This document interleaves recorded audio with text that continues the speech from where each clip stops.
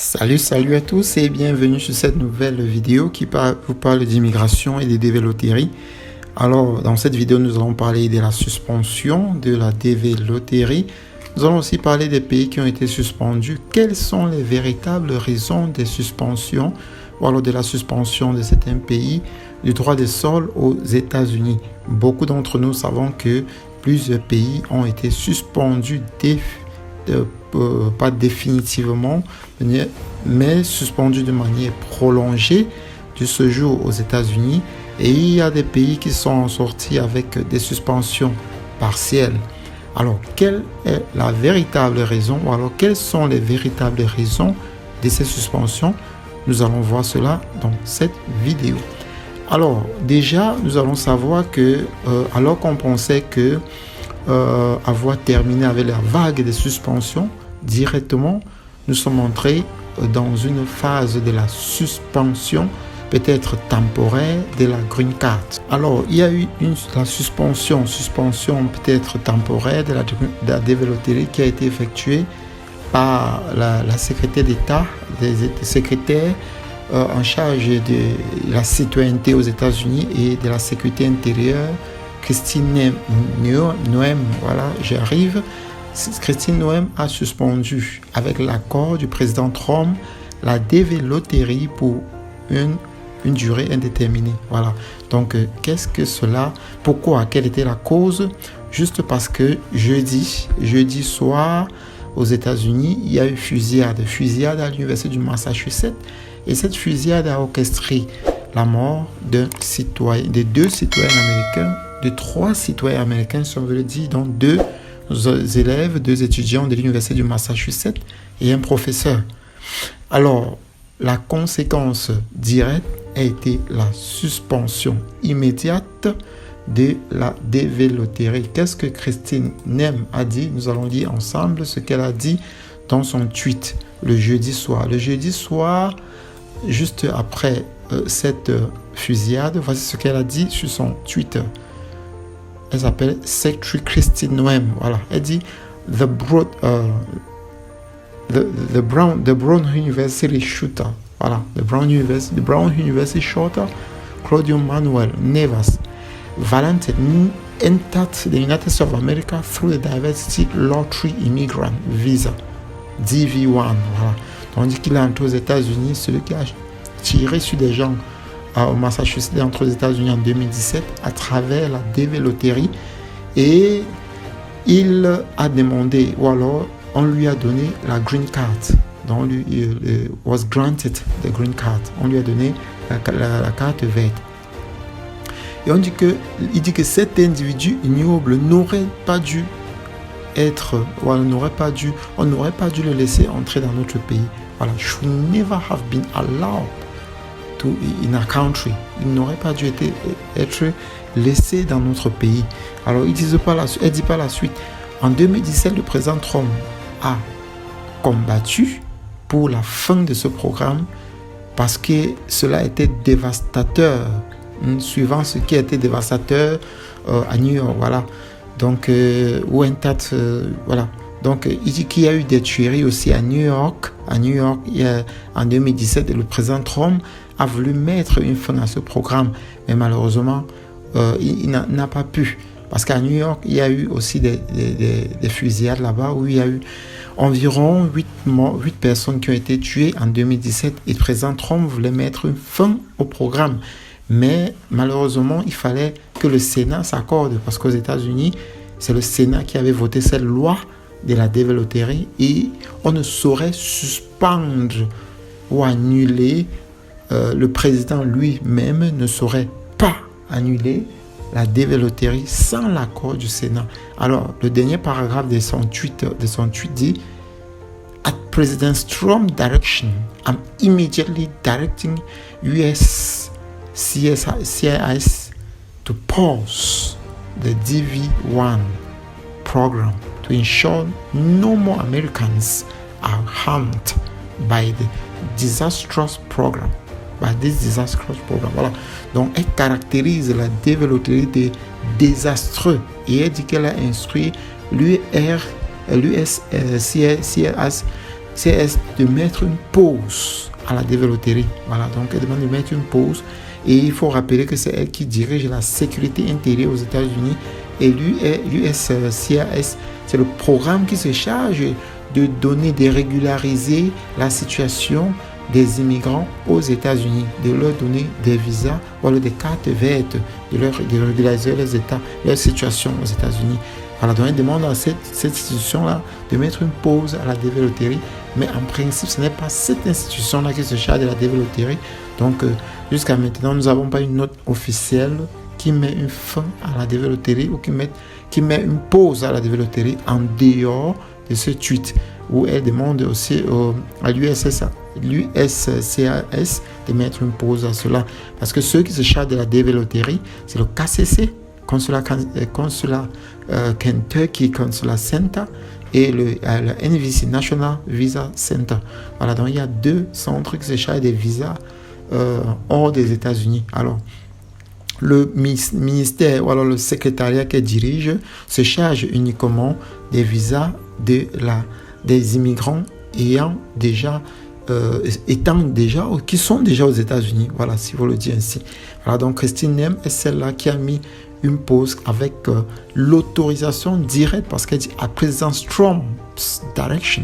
Donc avec l'autorisation directe du président Trump, elle met une fin à une pause à la DV Lottery. Donc espérons vraiment que dans les jours à venir, quelque chose va changer. Alors vous pouvez voir que plusieurs journaux en ligne déjà ont rendu des grands titres. Par exemple, vous allez voir que ici à BBC dit US suspends Green Card Lottery Scheme after Brown shooting. Voilà. So that Brown shooting. Alors, donc ils disent que les États-Unis suspendent la loterie américaine ou la Green Card après la fusillade. Voilà. Donc, et aussi un autre journal, Actu Cameroun, qui dit les États-Unis suspendent le programme DV Lottery. Voilà, DV Lottery. Donc, cela, nous attendons, nous n'avons pas encore de nouvelles, nous ne savons pas si le programme va continuer ou pas, encore que beaucoup attendent encore la deuxième lettre pour la DV 2027 qui a commencé déjà, et beaucoup n'ont pas encore eu la deuxième lettre. Il y a beaucoup qui attendent encore de voir s'ils auront la deuxième lettre pour pouvoir passer à l'interview. Mais malheureusement, beaucoup n'en ont pas encore eu. Donc, espérons que la deuxième lettre va arriver bientôt. Ou la deuxième lettre va arriver bientôt pour ceux qui n'en ont pas encore eu. Et que vraiment les interviews vont reprendre, parce que c'est une situation un peu difficile que nous vivons actuellement. Alors, beaucoup de pays aussi ont été suspendus avant que cette suspension prolongée ou cette pause prolongée de la DV ne soit alléguée ou ne soit publiée par la secrétaire Christine Noem. Voilà. Donc, quelles sont les raisons de la suspension? Quels sont les pays qui ont été suspendus et quelle est la raison? Alors, quelles sont les raisons? Nous allons voir maintenant, parce que beaucoup spéculent. Oh non, ils ont fait ceci. Oh non, ils vont faire cela. Nous allons voir ensemble quelle est la raison de la suspension de ces pays de la DV. Alors, ces raisons sont publiées sur le site même de la Maison Blanche. Vous pouvez voir White House, voilà, whitehouse.gov. Voilà, c'est sur le site même de la Maison Blanche. Alors, nous allons lire ensemble la page en anglais. Je vais traduire en français pour que nous puissions voir. Pour ceux qui sont d'expression anglais-française, pour que vous puissiez voir. Voilà, donc on dit fact sheet. Fact sheet, c'est le format. Bon, sheet, c'est un format, voilà, un formulaire ou un format. C'est ce qu'on appelle un sheet ou une feuille. Voilà. Sheet, ça veut dire format, formulaire ou feuille. Fact sheet, voilà. Donc, je vais traduire cela en anglais. Président Trump further restricts and limit the entry of foreign nationals to protect the security of the United States. Voilà. Donc, le président Trump a restreint ou alors limité l'entrée des étrangers aux États-Unis pour protéger ou alors pour la sécurité des Américains ou alors des États-Unis. Alors, si je dois traduire la page en français, il faut que je le traduise pour que nous puissions lire cela ensemble. Voilà, donc la page est traduite en français. Voilà, la page est traduite en français. Donc, fiche d'information sur le président Trump restreint et limite davantage l'entrée des ressortissants étrangers afin de protéger la sécurité des États-Unis. Voilà, renforcement de la sécurité nationale par des restrictions de bon sens fondées sur des données. Voilà. Donc aujourd'hui, le Donald Trump, ça c'était, il y a de cela, c'était mardi de la semaine, voilà, c'était mardi, il y a de cela environ une semaine, mardi le 16 décembre, oui, je pense, c'était mardi le 16 décembre. Mardi le 16 décembre 2025, le président Trump a publié une liste de plusieurs pays qui ont été restreints d'entrer aux États-Unis. Alors, il dit ceci, le renforcement renforçant la restriction d'entrée imposée aux ressortissants des pays présentant des carences avérées et persistantes graves en matière de contrôle, de vérification et de partage d'informations afin de protéger la nation contre les menaces de sécurité nationale et à la sécurité publique. Voilà, donc voilà la raison principale. Donc ils ont refusé, ces États-là ont refusé la vérification et le partage d'informations afin de protéger les États-Unis. Parce que généralement, pour entrer aux États-Unis, vous devez présenter patte blanche, vous devez montrer que vous n'avez pas un passé flou, que vous n'étiez pas quelqu'un de suspect dans votre pays. Donc on fait des enquêtes sur vous pour savoir qui vous êtes, d'où vous venez, et des États doivent donner des informations sur vous. Alors il y a beaucoup d'États qui ne donnent pas les informations sur leurs citoyens et aussi qui ne sécurisent pas les documents de leurs citoyens. Alors nous allons voir les raisons plus bas. Donc l'une des raisons, on dit ici la proclamation maintient l'intégralité des restrictions et de la limitation d'entrée des ressortissants des 12 pays, voilà, de 12 pays à haut risque. Voilà, haut risque initialement établi en vertu de la proclamation numéro 10 941 9. Voilà.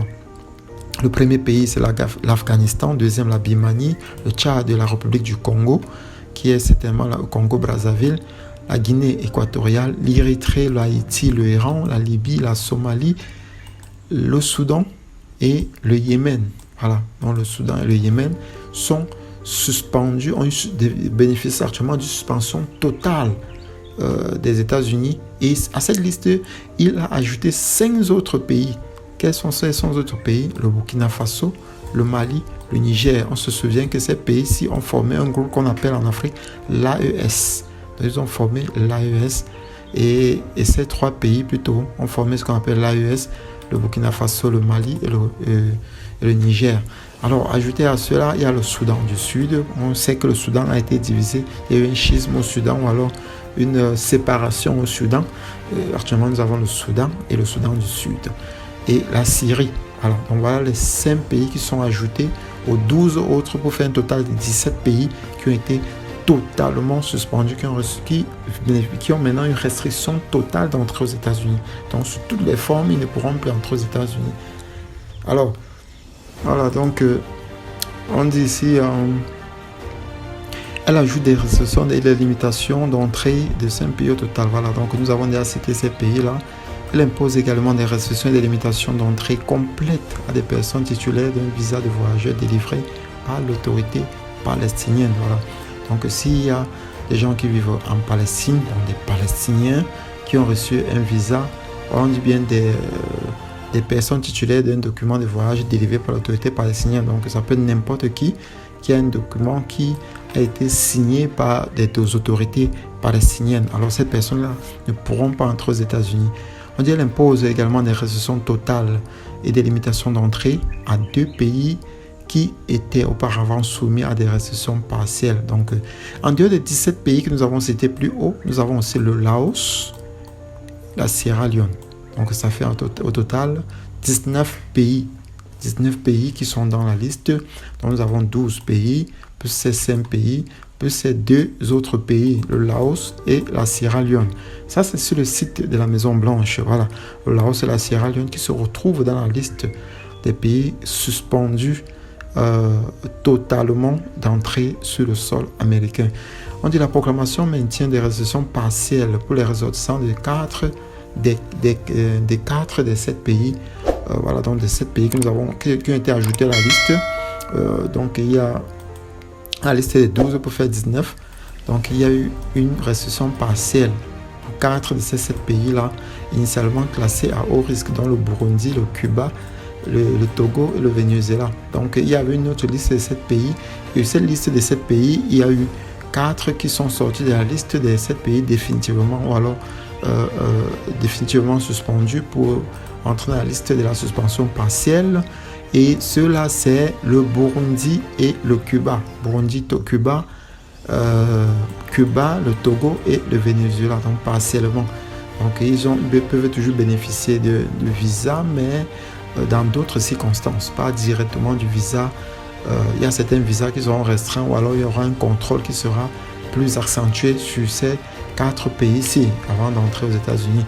Alors, étant donné que le Turkménistan a collaboré de manière productive avec les États-Unis et a réalisé des progrès significatifs depuis la précédente proclamation, cette nouvelle proclamation lève l'interdiction de ces visas des non-immigrants, tout en maintenant la suspension d'entrée des ressortissants turkmènes en tant qu'immigrants. Voilà, donc ils peuvent entrer comme des non-immigrants, c'est-à-dire visa travailleurs, visa étudiants, mais ne peuvent pas entrer comme immigrants. Voilà. Tout en maintenant la suspension d'entrée des ressortissants turkmènes en tant qu'immigrants. Ils ne peuvent pas entrer avec la green card. Alors, elle rajoute des restrictions partielles à 15 autres pays. Voilà, 15 autres pays qui sont aussi partiellement suspendus. Il s'agit de l'Angola, de l'Antigua et du Antigua et Barbuda. Voilà, Barbuda, du Bénin, de la Côte d'Ivoire, de Dominique, je crois que c'est une île de Saint-Dominique, du Gabon, de la Gambie, de la Malawi, de la Mauritanie, du Nigeria. Et on rappelle déjà que le Nigeria, il y a plus de 50 000 ressortissants nigérians vivent déjà aux États-Unis. Donc le Nigeria avait déjà été suspendu de la DB Lottery. Donc actuellement, le Nigeria est suspendu des visas non immigrants. Nous allons voir la raison de la suspension du Nigeria plus bas.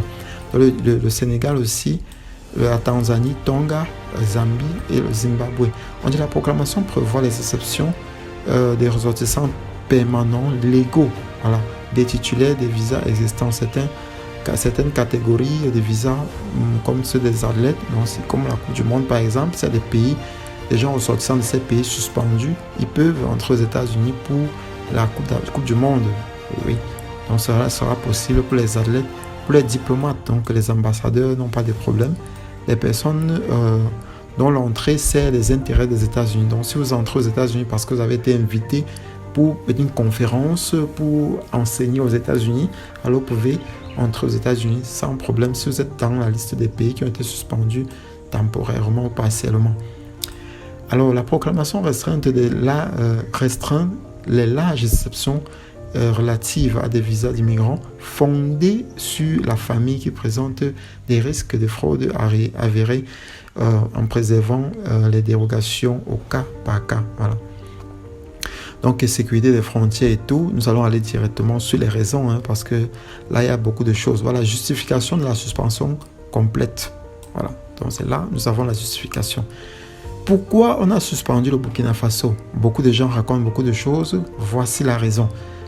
Burkina Faso suspendu selon le département d'État américain. Voilà, c'est la Maison Blanche qui dit des organisations terroristes continue de planifier et de mener des activités terroristes sur l'ensemble du territoire burkinabé, d'après le rapport du département de la sécurité intérieure DHS sur les dépassements de ce jour. Voilà, sur les dépassements de ce jour de l'exercice 2024, dont rapport de dépassement de ce jour. Le Burkina Faso affiche un taux de dépassement de ce jour de 9,16% pour les visas B1, B2. Ça veut dire que les ressortissants des États-Unis et de 22,96% pour les visas F, les visas étudiants F. Voilà, visas étudiants F, les visas travailleurs M et les visas d'échange. Voilà, le visa B1, B2, c'est quoi? Voilà, nous allons voir visa B1, B2.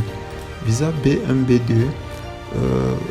Voilà, visa B1, B2, c'est quoi? Vous allez voir ici que le visa B1, B2 sont des visas qui sont donnés d'un visa non immigrant, qui sont donnés aux visiteurs ou alors des gens qui viennent aux États-Unis pour faire du business ou pour faire du tourisme.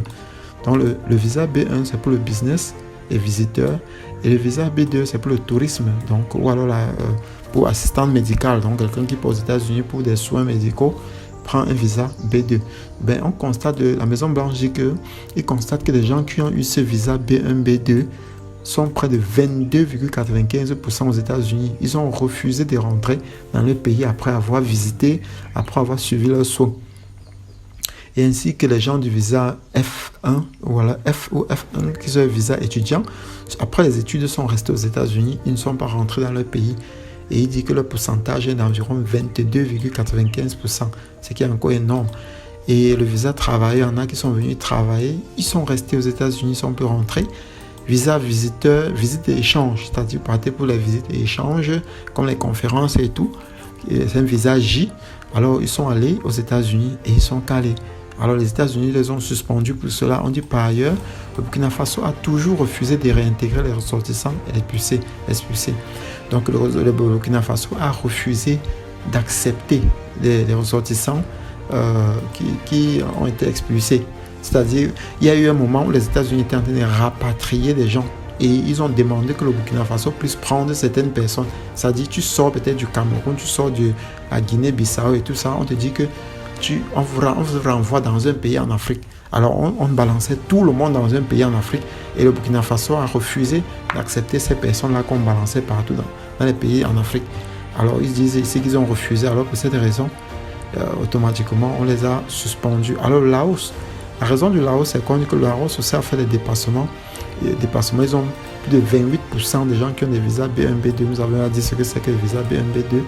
28% déjà, avec 11% pour les visas F1 et M et J aussi. Donc, vous voyez, c'est énorme. Donc, à cause de ça, les États-Unis les demandent de ne plus venir dans leur pays.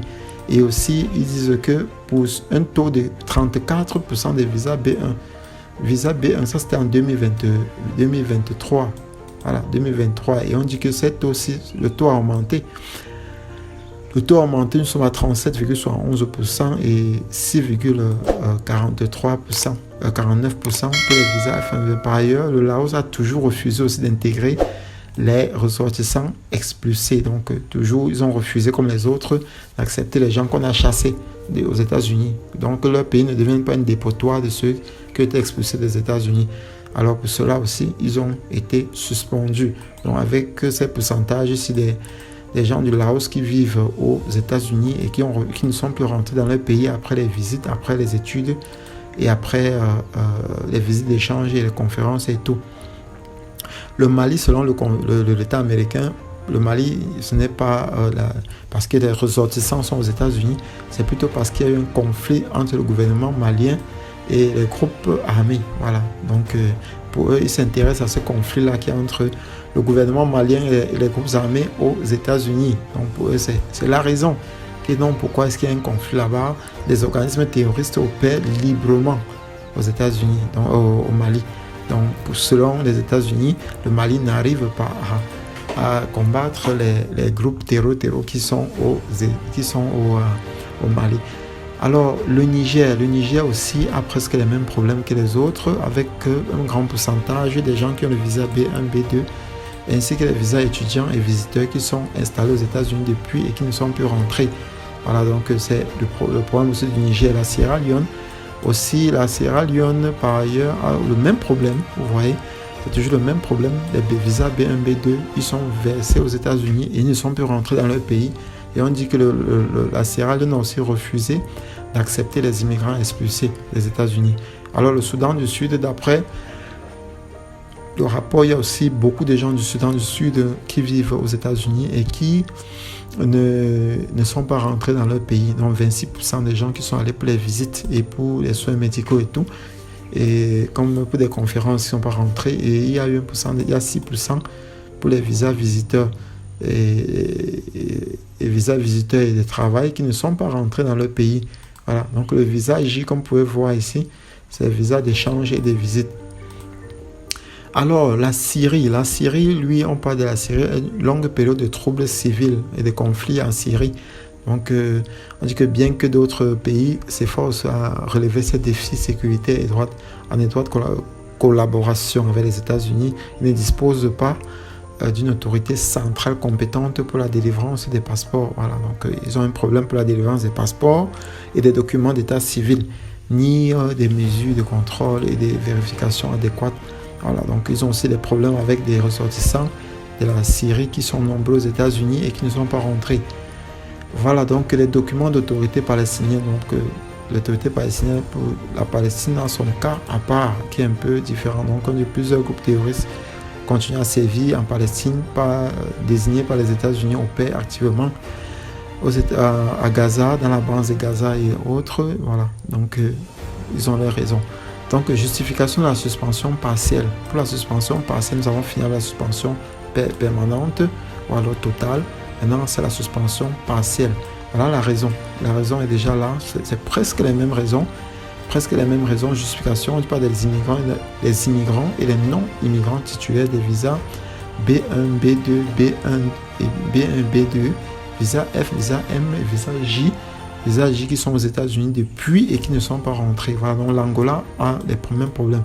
Ils ont des séjours prolongés aux États-Unis des visas B1, B2 et des visas F, FMJ. Voilà, donc l'Antigua aussi.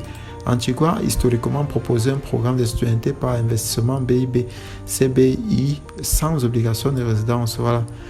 A toujours presque le même problème le Bénin aussi. Selon le rapport, le Bénin a aussi un séjour prolongé. La Côte d'Ivoire a un séjour prolongé. Dominique, historiquement, il pose un programme. Bon, là, c'est différent. Ils ont un cas différent. Le Gabon a aussi le même problème que tous les autres pays qui ont une suspension partielle. La Gambie, d'après le département aussi, c'est le même problème. Et la Gambie aussi a refusé d'intégrer les immigrants qui ont été expulsés des États-Unis. Le Malawi aussi, le Malawi a le même problème que les autres pays. La Mauritanie a les mêmes problèmes que les autres pays et sont les départements d'État américains. La faible présence, autant pour moi, la faible présence du gouvernement mauritanien dans certaines régions du pays engendre d'importantes difficultés de contrôle et de vérification. Voilà, donc la Mauritanie n'est pas présente dans tout le territoire. Le gouvernement n'est pas présent dans tout le territoire pour pouvoir assurer la sécurité de tous ses citoyens. Et pour cela, les États-Unis ne veulent pas qu'il y ait des délinquants parmi eux qui se retrouvent aux États-Unis et qui causent du trouble. Alors le Nigeria et le Nigeria avec des groupes armés, aussi c'est le même problème. On parle aussi de Nigeria où il y a des groupes armés qui dérangent depuis dans le nord du Nigeria. Il y a Boko Haram et tout ça. Alors les États-Unis les ont suspendus aussi presque pour la même raison. Voilà, les mêmes raisons. Le Sénégal aussi a les mêmes raisons de suspension. La Tanzanie, les mêmes raisons. La longévité des visas non immigrants aux États-Unis. Et ainsi que le Tonga, Turkménistan, la même raison que la suspension. La Zambie a la même raison. Le Zimbabwe, la même raison. Donc vous voyez, les raisons qui sont évoquées ne sont pas des raisons farfelues, ne sont pas des raisons que des gens disent que non, c'est parce qu'on les déteste, non. C'est juste parce que les États-Unis les ont demandé de rentrer dans leur pays après avoir fait passer leur séjour là-bas, mais beaucoup ne sont pas rentrés.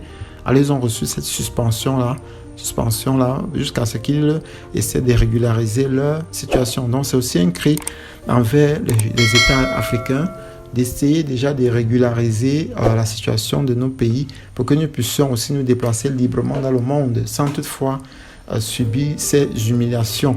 Voilà, donc c'est aussi un appel aux États africains de pouvoir préparer, arranger, de pouvoir investir dans nos pays pour que nos citoyens puissent vivre tranquillement, puissent vivre dans la gaieté, parce que les États-Unis déjà c'est un autre pays et le président Trump prend des décisions qui protègent les citoyens de son pays, donc ce n'est que normal ce qu'il fait. Et nous autres en Afrique, pour ceux qui sont en Afrique, nous devons essayer de voir dans quelle mesure investir pour développer l'Afrique afin d'être aussi comme les États-Unis, même dans 50 ans, dans 100 ans, dans 50, 100, 150 ans, qui sait.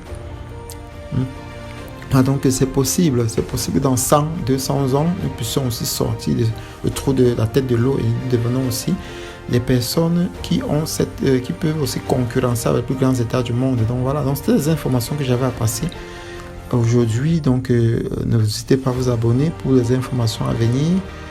Nous prions que vraiment ceux qui sont devises de cette année puissent garder la foi, parce qu'on ne sait jamais. La DV 2026 va s'achever le 30 septembre de 30 septembre 2026. Voilà, donc pour l'instant, nous sommes encore à plusieurs mois de la fin de la DV 2026 et la 2027 n'a pas commencé malheureusement. Donc nous croisons les doigts et nous attendons voir ce qui va se passer. Alors merci d'avoir regardé cette vidéo. Abonnez-vous pour les prochaines vidéos. Bye bye.